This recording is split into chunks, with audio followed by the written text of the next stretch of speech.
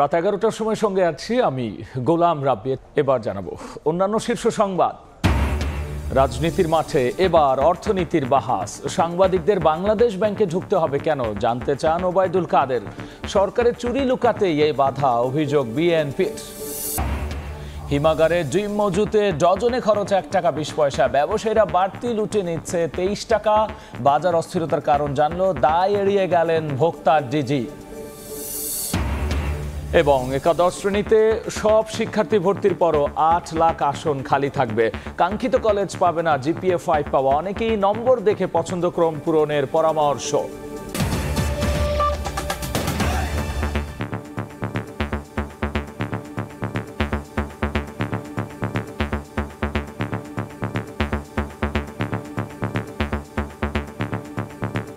বাংলাদেশ ব্যাংকে সাংবাদিক ঢুকতে হবে কেন, এমন প্রশ্ন রেখে আওয়ামী লীগের সাধারণ সম্পাদক ওবায়দুল কাদের জানিয়েছেন, বাংলাদেশ ব্যাংকের সব তথ্য ওয়েবসাইটেই থাকে। সকালে ধানমন্ডিতে সংবাদ সম্মেলনে তিনি দাবি করেছেন, বহু দেশের তুলনায় বাংলাদেশের গণতন্ত্র এখন অনেক বেশি শক্তিশালী। বলা হয়ে থাকে, বাংলাদেশের মতো একটি দেশে 3 মাসের আমদানি ব্যয় সামাল দিতে অন্তত 15 বিলিয়ন মার্কিন ডলার রিজার্ভ থাকা উচিত। কিন্তু গণমাধ্যমের সংবাদ বলছে, এই মুহূর্তে বাংলাদেশের রিজার্ভ 13 বিলিয়নের সামান্য কিছু বেশি। কেন্দ্রীয় ব্যাংকের রিজার্ভ, ডলার সংকট আর মূল্যস্ফীতি সংবাদের শিরোনাম হচ্ছে মাঝে মাঝেই। আর এসব কারণেই গণমাধ্যমের উপর নাখোশ বাংলাদেশ ব্যাংক, যে কারণে কয়েক মাস থেকেই সাংবাদিক প্রবেশে অলিখিত কড়াকড়ি আরোপ করে দেশের কেন্দ্রীয় ব্যাংক। মূল্যস্ফীতি একটা ফ্যাক্টর। শনিবার সেই নিষেধাজ্ঞার পক্ষেই সাফাই গাইলেন সাধারণ সম্পাদক ওবায়দুল কাদের। ধানমন্ডিতে আয়োজিত সংবাদ সম্মেলনে তিনি বলেন, বিশ্বের কোনো দেশেই কেন্দ্রীয় ব্যাংকে গণমাধ্যম কর্মীরা ঢুকতে পারেন না। পৃথিবীর কোন দেশের সেন্ট্রাল ব্যাংকে ঢুকতে পারছে বাদে? কোন দেশে? ভারতের সেন্ট্রাল ব্যাংকে কি, ফেডারেল ব্যাংকে কি ঢুকতে পারছে কেউ? কেন ঢুকবে? সব ওয়েবসাইটে আছে। আপনার জানবার বিষয়, আপনি ভিতরে ঢুকবেন কেন? আমরা জানি যে 19 থেকে 20 বিলিয়ন ডলার এর মধ্যেই গ্রুপার। সমসাময়িক নানা ইস্যুতে বক্তব্যের এক পর্যায়ে ওবায়দুল কাদের বলেন, সরকারের ধারাবাহিকতার কারণেই দেশ আজ উন্নয়নের রোল মডেল। দমন নিপীড়ন যেগুলো তাদের মুখের ভাষা, এগুলো তো বাস্তবায়ন। আমি যদি বলি গণতন্ত্রে আমরা অনেক দেশের তুলনায় সারপ্লাসে আছি। নিত্যপণ্যের দাম ওঠানামা করবে এমন দাবির পাশাপাশি ওবায়দুল কাদেরের মতে ডলারের মূল্য 7 টাকা বৃদ্ধিও খুবই স্বাভাবিক। এই 60 টাকা বৃদ্ধি করা হয়েছে, এতে যে খুব একটা প্রভাব পড়বে তা নয়। হাতিকুর রহমান তামাল, সময় সংবাদ, ঢাকা। এদিকে ক্ষমতাসীনদের লুটপাট, চুরি আর দুর্নীতি আড়াল করতেই বাংলাদেশ ব্যাংকে সাংবাদিক প্রবেশে নিষেধাজ্ঞা দেওয়া হয়েছে বলে অভিযোগ করেছেন বিএনপি নেতারা। তারা বলছেন, সরকার দলীয় লোকদের লুটপাটের কারণে দেশের অর্থনীতি এখন বিপর্যয়ের মুখে। এবার নির্বাচন আর আন্দোলন ছাপিয়ে 2 বড় রাজনৈতিক দলের আলোচনায় এখন দেশের অর্থনৈতিক অবস্থা ও ব্যাংক খাতের শূন্যতা প্রসঙ্গ। দেশের অর্থনীতির বেহাল অবস্থার জন্য বরাবরের মতোই ক্ষমতাসীনদের দায়ী করে আসছে বিএনপি। শনিবার জাতীয় প্রেস ক্লাবের সামনে অবস্থান কর্মসূচিতে বিএনপি চেয়ারপারসনের উপদেষ্টা আব্দুস সালাম বাংলাদেশ ব্যাংকে সাংবাদিকরা কেন ঢুকতে পারবে না সেই প্রশ্ন তুলে বলেন, ব্যাংকগুলো শেষ করে দেওয়া হয়েছে। আপনাদের যদি সাহস থাকে, আজকে সবল ব্যাংক যাতে দেউলিয়া হয়ে যাচ্ছে, তারা আজকে ঋণ খেলাপি, তারা আজকে ঋণের টাকা দিয়ে দিচ্ছেন না, সেই তালিকাটা প্রকাশ করেন, তাদেরকে ধরেন। আপনারা বলেন লোপাট হয় নাই, তাহলে বাংলাদেশ ব্যাংকে সাংবাদিক কেন ঢুকতে দেন না? সাংবাদিকদের কাছে কেন খবর নিতে দেন না? আজকে এই প্রশ্নটা আপনাদের কাছে করলাম। একই দিন বিকেলে নয়াপল্টনের জিয়া মঞ্চের সম্মেলনে প্রধান অতিথির বক্তব্যে বিএনপির স্থায়ী কমিটির সদস্য গয়েশ্বরচন্দ্র রায় বলেন, অন্যায়ভাবে কেন্দ্রীয় ব্যাংকে সাংবাদিক প্রবেশে নিষেধাজ্ঞা দিচ্ছে সরকার। সাংবাদিকদের ওখানে যেতে দিচ্ছে না, হয়তো ওটা নিষিদ্ধ পল্লী মনে করতে পারে, এই জন্য হয়তো দিতেছে না সাংবাদিকদেরকে। আর নিষিদ্ধ পল্লী কিনা, এখানে সাংবাদিকদের ঢোকার অধিকার আছে কিনা, এটা ডিসাইড করতে হবে সাংবাদিকদেরকে। এবং তারা যদি ডিসাইড করতে পারে এবং ডিটারমিনেশন তাদের যদি ঠিক থাকে, হ্যাঁ, তাহলে আমরা তাদের পক্ষে অবশ্যই নামতে পারি রাজপথে। বিভিন্ন সব জায়গার মধ্যেই তার একটা ছিল। আপনি যদি তুরস্কে যান, চারিদিকে নিম গাছ জিয়াত্রী নামটা হয়ে। সরকার বিরোধী চলমান আন্দোলন গতিশীল করতে দলীয় নেতাকর্মীদের ঐক্যবদ্ধ হওয়ারও আহ্বান জানান বিএনপি নেতারা।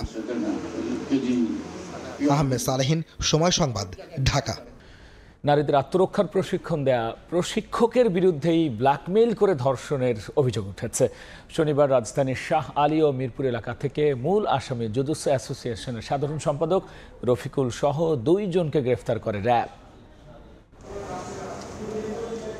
৬৫ বছর বয়স্ক এই ব্যক্তিকে গণমাধ্যমের সামনে উপস্থিত করে র্যাব। জুজুৎসু অ্যাসোসিয়েশনের নারী ক্রীড়াবিদদের অভিযোগের প্রেক্ষিতে র্যাব তাকে গ্রেফতার করে। আত্মরক্ষার দীক্ষা দেয়া এই প্রশিক্ষকের বিরুদ্ধেই ধর্ষণের অভিযোগ প্রশিক্ষণার্থীদের। তারা বলছেন, চেঞ্জিং রুমে ঢুকে নারীদের ধর্ষণ করতেন তিনি। এরপর জোর করে তাদের নগ্ন ছবি ধারণ করে চলত ব্ল্যাকমেল। মার্শাল আর্টের জুজুৎসু খেলার প্রশিক্ষক রফিকুল ইসলামের বিরুদ্ধে এমন অভিযোগ নারী খেলোয়াড়দের। সে অত্যন্ত ধূর্ত প্রকৃতির একজন ব্যক্তি। র্যাব জানায়, শুধু চিত্র ধারণ করে ব্ল্যাকমেল নয়, বিদেশ ভ্রমণের প্রলোভন দেখিয়েও দিনের পর দিন নারী ক্রীড়াবিদদের ফাঁদে ফেলতেন রফিকুল। নগ্ন ছবি তিনি মোবাইলে সংরক্ষণ করতেন এবং পরবর্তীতে এই ছবিগুলো দেখিয়ে তাদেরকে ব্ল্যাকমেইল করে একাধিকবার ধর্ষণের ঘটনা ঘটিয়েছেন তিনি। শুধু তাই নয়, একজন অপ্রাপ্ত বয়স্ক ক্রীড়াবিদকে ধর্ষণের মাধ্যমে গর্ভবতী করার এবং পরবর্তীতে গর্ভপাত করানোর মতন জঘন্য কাজেও তিনি জড়িত ছিলেন।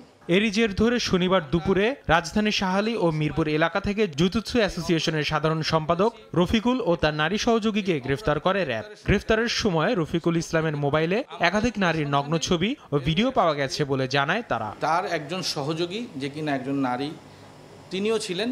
সুতরাং আমাদের যে মামলা হয়েছে, মামলার যে সন্দিগ্ধ অপরাধী যে 2 জন, আর তাদেরকেই আমরা গ্রেফতার করেছি। তার মোবাইলে অজস্র ছবি আছে, বিভিন্ন নারীর সাথে যে সে সম্পর্ক করেছে, তার সে ভিডিও ধারণ করেছে, সেই সকল ছবিও আমরা পেয়েছি। গ্রেফতারদের বিরুদ্ধে আইনানুগ ব্যবস্থা নেওয়া হচ্ছে বলে জানিয়েছে র্যাব। সন্দিগ্ধ অপরাধী যে 2 জন। আসিফ মোহাম্মদ সিয়াম, সময় সংবাদ, ঢাকা। হিমাগারে ডিম মজুতে প্রতি ডজন ডিমে খরচ মাত্র 1 টাকা 20 পয়সা, অথচ এই সামান্য বিনিয়োগেই এক শ্রেণীর ব্যবসায়ীরা লাভ করছেন 23 টাকা। ভোক্তাকে জিম্মি করে মুনাফা করার এই প্রবণতাকে অযৌক্তিক বলছে বাংলাদেশ পোল্ট্রি অ্যাসোসিয়েশন। আর ভোক্তা অধিকার বলছে, হিমাগারে ডিম সংরক্ষণের নামে কারসাজি করে বাড়িয়ে দেওয়া হচ্ছে দাম। সূক্ষ্মভাবে বাছাই করে ডিম কিনছেন সুলতান আক্তার। জানালেন, 1 ডজন ডিম কিনতে তাকে গুনতে হচ্ছে 150 টাকা। 150 টাকা হয়ে গেছে, সবকিছু অনেক দাম। ক্রেতারা বলছেন, মানা হচ্ছে না কৃষি বিপণন অধিদপ্তরের নির্ধারিত দাম। ডিমের বাজার তো ডিমের বাজার, এটা তো ব্যবসায়ীদের একটা সিন্ডিকেট।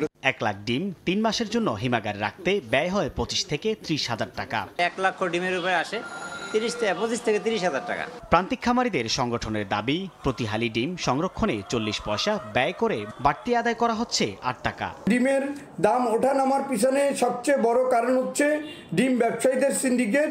দেশে এখনো সেই মানের হিমাগার নেই দাবি করে ব্যবসায়ীদের এই উদ্যোগকে বাজার কারসাজির অংশ হিসেবে দেখছেন ভোক্তার ডিজি। এই ডিম রাখার মূল উদ্দেশ্য কিন্তু বাজারটাকে অস্থির করা। মালিক সমিতি বলছে, হিমাগারে অযৌক্তিকভাবে অভিযান চালাচ্ছে জাতীয় ভোক্তা অধিকার সংরক্ষণ অধিদপ্তর। নীতিমালার আলোকে আমরা চাই কোল্ড মালিকরা ডিম কোল্ড রাখুক। ডিমের জন্য বিশেষায়িত হিমাগার গড়ে তুলতে সরকার দ্রুত উদ্যোগ না নিলে অসাধু ব্যবসায়ীদের তৎপরতা বাড়বে বলেও শঙ্কা সংগঠনটির। সাইফুল ইসলাম, সময় সংবাদ, ঢাকা। রাঙ্গামাটির লংদুতে দুর্বৃত্তের গুলিতে ইউপিডিএফ কর্মী সহ 2 জন নিহত হয়েছেন। এই ঘটনায় জেএসএসকে দায়ী করেছে ইউপিডিএফ। লংদু থানা ভারপ্রাপ্ত কর্মকর্তা হারুনুর রশিদ বিষয়টি নিশ্চিত করেছেন। United Peoples Democratic Front UPDF জানিয়েছে, সকালে কাট্টলির ধনপুতি এলাকায় সাংগঠনিক কাজ করছিলেন তারা। এ সময় জেএসএস কর্মীরা সেখানে হামলা চালায়। এতে ইউপিডিএফ এর কর্মী বিদ্যাধন তিলক সহ 2 জন নিহত হয়। এই ছিল আমার কাছে থাকা দেশ বিদেশের খবর। এবার খেলার সময় বিস্তারিত জানতে আবারও যাচ্ছি তাজিনের কাছে। রাব্বি, আপনাকে আবারও ধন্যবাদ।